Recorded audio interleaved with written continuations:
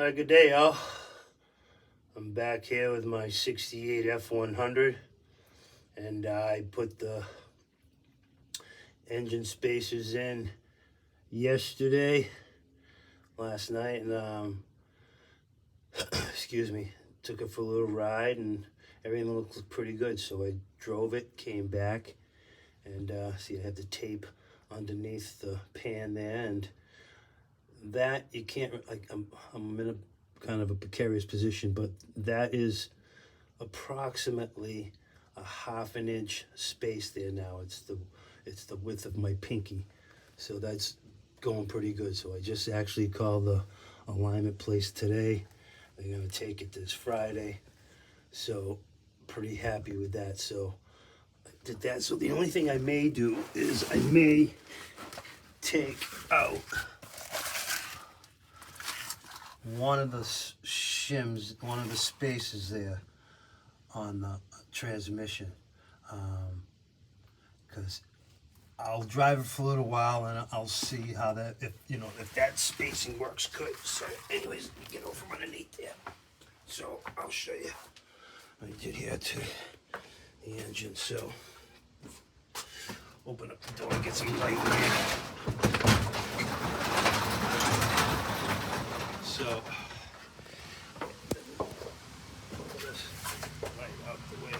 So I've got the engine spaces installed, and so they fit pretty well. Can't really.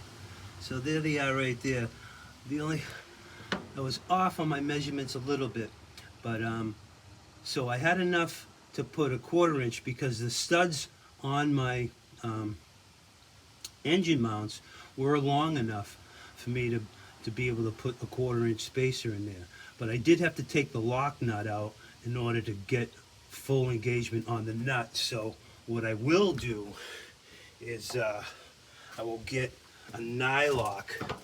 So, and I use both small ones.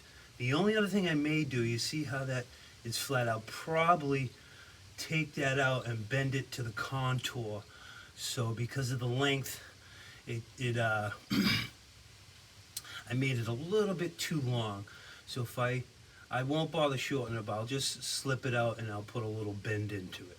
So there we go. So I've got my clearance and my shims are all in there. Well, spacers are in there and everything's looking good.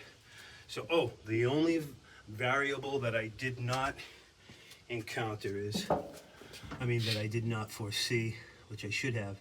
See the flange there, when I jacked it up to the point where I had to go past the point of really where I wanted to go, it put a lot of stress on that coupler. I should have actually loosened it. So what it did was it actually breached the collar gasket. So fortunately, I had a few extra ones laying around.